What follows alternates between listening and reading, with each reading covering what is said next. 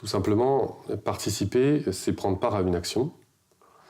Donc, ces gens, quand ils viennent, c'est qu'ils veulent agir, ils veulent comprendre la matière en l'utilisant.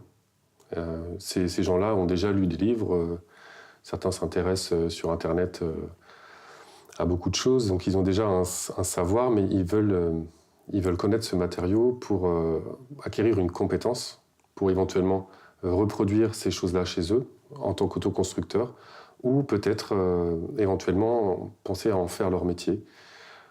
C'est souvent ce qui arrive. Et en tout cas, le chantier participatif, c'est d'abord un moment convivial.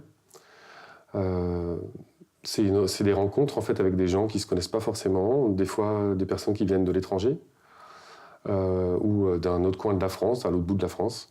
Et tous ces gens-là se réunissent sur un projet commun qui permet en fait à chacun d'avancer dans chaque démarche. Après, on essaye de répondre au mieux à ça, mais on se retrouve souvent pour une action précise. Par exemple, sur ce chantier de la SCI familiale, la SCI Metz, c'est un chantier qui était vraiment axé sur la bauge, donc la compréhension de la bauge, et puis particulièrement la bauge banchée. Voilà. Donc, qui est assez technique, mais ces côtés-là sont assurés par les professionnels. Et puis, les techniques aussi s'acquièrent en faisant, et au fur et à mesure, à la fin, souvent, c'est des personnes qui pourraient très bien monter des murs eux-mêmes, quoi. Voilà.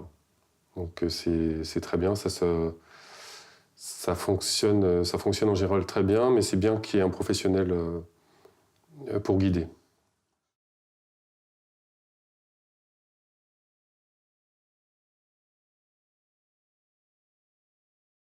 Alors, je pense qu'il faut beaucoup de pédagogie.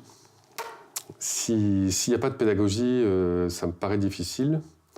Il faut se mettre un peu à la place de l'autre et puis se rappeler quand on a débuté nous-mêmes. Parce que, par exemple, personne ne m'a appris vraiment le métier. J'ai appris sur le tas, on dit. Puisqu'à l'époque, il n'y avait pas de formation. Les formations sont venues beaucoup plus tard. Et donc, c'est vraiment en faisant et en étant aux côtés de ces personnes qu'on arrive à leur transmettre chacun cette technique, parce que chacun va comprendre d'une façon différente, en fait. Et il va falloir beaucoup de patience aussi. Et à force, de toute façon, sur les chantiers, on forme tout le temps des gens, même si ceux-là sont des pros. Dans ces pros-là, ils n'étaient pas forcément pros au départ, donc en les formant, on arrive à quelque chose, quoi.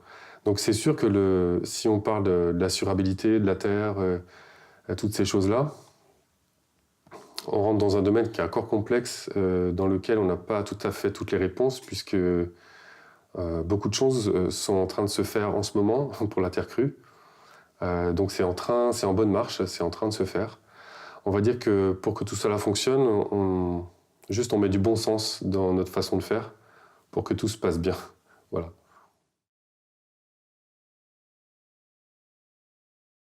Les limites d'un chantier participatif, ça va être les limites techniques, je pense. Il y a un moment donné, tout ne va pas être possible. Si le danger est trop grand, ce sera plus conseillé à faire par des pros, ou si c'est quelque chose qui doit être vraiment dont l'assurabilité est particulièrement forte, voilà. Là, on va refuser de faire un chantier participatif. Mais on va dire, pour moi, c'est plus des éléments comme la charpente qui sont complexes. La pose de double carré, par exemple, et encore, c'est possible, mais ça dépend de la grandeur. Donc les doubles carrés, ce sont des ouvertures en chaîne qui nous permettent de faire des ouvertures du coup dans les maisons en bauge. Tout dépend si le bâtiment est ancien et que c'est une restauration ou si c'est du neuf. C'est pas tout à fait la même chose. Puisque, par exemple, dans une restauration, on va créer une ouverture, donc ça veut dire ouvrir le mur. Donc parfois, ça nécessite un étayage. Quand c'est de la bauge toute neuve, on le monte directement dans les banches. Donc c'est pas tout à fait les mêmes démarches, quoi.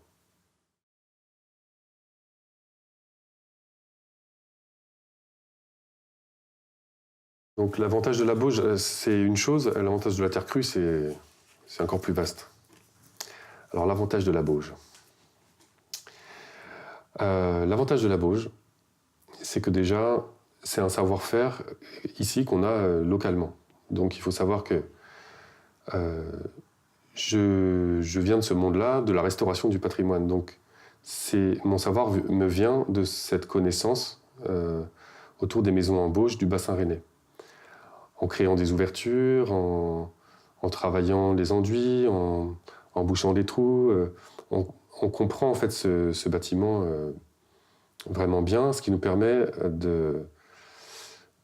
de créer des extensions dans un premier temps et petit à petit du neuf. Mais en fait, la bauge déjà, elle a les mêmes propriétés que pour le pisé par exemple. Elle permet de créer des murs assez épais qui vont jouer sur l'inertie thermique, sur la régulation hygrométrique du bâtiment, sur le déphasage aussi, c'est-à-dire qu'un mur plein sud va être capteur d'énergie et plusieurs heures après, il va la restituer dans le bâtiment. À l'inverse, quand il y a trop d'humidité aussi dans un bâtiment, les murs vont la pomper et l'extraire au dehors. Ce qui fait que ça lisse en fait la température, c'est comme un climatiseur naturel, ça a tendance à lisser la température en fait dans un bâti. Mais il y a d'autres avantages, donc celui-ci c'est le plus connu, mais la terre crue aussi atténue les ondes électromagnétiques. Voilà. Donc bon, il y a encore des chiffres à prouver, il y a plein de choses à faire, mais c'est en train de se faire, mais c'est quelque chose de très intéressant. Les anciens savaient très bien qu'elle était unifugée, c'est normal, mais ici, par exemple, j'ai pu me rendre compte, puisqu'il y a des murs, il y a des fournils, en fait, qui sont faits tout en terre crue, donc avec la sole en terre cuite, bien sûr, mais toute la voûte est en bauge, avec une chemise à l'intérieur, donc une espèce d'enduit qui la recouvre. Donc ça m'a permis, en fait, de comprendre bien, par exemple, que la bauge il n'y a pas besoin de sable dedans. Et que même le sable a tendance, quand on rajoute trop dans un enduit, il va être moins inifugé, moins résistant. La terre, en fait, locale, est très limoneuse, argilo-limoneuse, et contient très très peu de sable. Et ces terres-là étaient utilisées aussi pour faire des fours. Donc ça veut dire qu'elle cuit parfaitement, comme des poteries. Voilà. Donc on le sait tout ça, mais bon, c'est un avantage qui est quand même intéressant. C'est un des meilleurs isolants phoniques aussi. Donc j'ai pu faire par exemple des planchers qu'on appelle un plancher quenouille.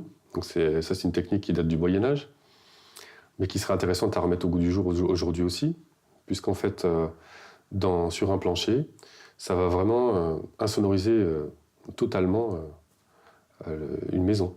Donc les murs en bauge aussi ont cette faculté d'isoler phoniquement. Voilà. C'est très agréable, donc ça fait une ambiance feutrée, comme on peut le sentir ici, je crois. Et c'est souvent, alors quand on vit dedans, on s'en rend plus compte, mais c'est souvent les gens qui vivent dans des maisons qui sont plus en placo, ce genre de matériaux, qui résonnent beaucoup. Mais ils s'en rendent compte en rentrant chez nous ou chez Amélie, et ils se rendent compte de ça. Voilà, c'est une ambiance feutrée, c'est très agréable. Les coloris sont chauds déjà. Donc cette matière en fait est une matière particulière qui n'est pas forcément chaude en elle-même, mais qui est tempérée, voilà, en toutes circonstances. Donc l'été aussi, quand il fait très chaud dehors, il fait bon à l'intérieur. L'hiver, il fait bon aussi. Dans ma maison, ça descend pas. Rarement en dessous de 15, c'est quand il fait vraiment très froid. Et donc là, bien sûr, on a allumé un peu le feu, mais sinon, à 17, c'est très, très stable. Voilà. Donc ça, c'est quand même bon à savoir. Donc bien sûr, une bonne isolation des combles, tout ce genre de choses, c'est important aussi.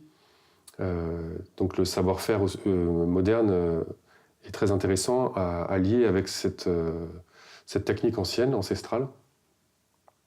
Et bien sûr, on est en train de créer le monde de demain et c'est passionnant.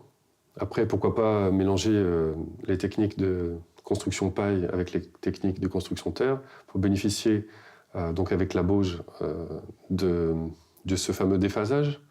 Ensuite, être dans un intérieur isolé en paille, parce que c'est un très bon isolant. On a beaucoup de clients qui nous demandent de créer des murs à inertie à l'intérieur de leur maison en paille, par exemple. Voilà. Autour d'un poêle de masse. Ce genre de choses. Donc c'est passionnant et c'est très très vaste. On a très peu de transport, donc il y a très peu d'émissions de CO2 encore une fois. Non seulement pour la transformer, on n'a pas besoin de beaucoup d'énergie. Par exemple, la bauge, ça peut se faire avec les pieds, on peut aussi faire ça à la machine, mais je veux dire, on a le choix de faire comme on le désire. Et en tout cas, comme c'est très proche, mais on travaille souvent avec les agriculteurs qui nous fournissent aussi la fibre dont on a besoin, donc c'est souvent la paille. Ça peut être aussi du lin dans certains cas, du foin aussi. Donc tout est local et on n'a pas besoin de commander nos matériaux, tout est sur place, sous nos pieds. C'est quand même génial.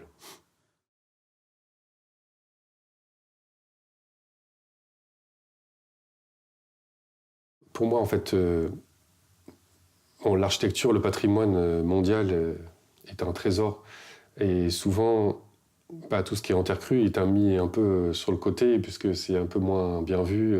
C'est vrai que c'était un logement aussi pour les gens pauvres, pour toutes sortes de populations. Par exemple, en Ille-et-Vilaine, la terre battue, vivre dans des maisons en terre, ça représentait une certaine pauvreté et une misère que certaines personnes ont associée à la construction en terre crue. Mais c'est pas comme ça qu'ici, dans le monde entier, on va dire que ça a été un peu comme ça.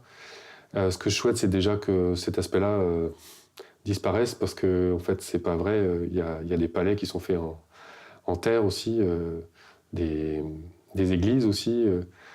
Donc c'est faux. Mais il y a plein d'a priori sur la terre crue que j'aimerais. Ça disparaîtra pas complètement, les trois petits cochons, mais je sais que, enfin, j'aimerais que ça disparaisse un petit peu et qu'on se rende compte de ce patrimoine magnifique, de cette richesse exceptionnelle qu'on a autour de nous. Et puis je trouve ça touchant en fait que nos ancêtres, à tous communs de l'humanité, aient trouvé ces solutions-là aussi pour se loger et qui aujourd'hui semblent être l'avenir aussi de l'humanité. Ça me pose question aussi, mais je trouve ça assez formidable. Bien sûr, on vit à notre époque, dans un monde moderne, mais ce que les anciens savaient faire, aujourd'hui, ça vient comme une bouée de sauvetage, quoi. Et je trouve ça très, très beau. Mm.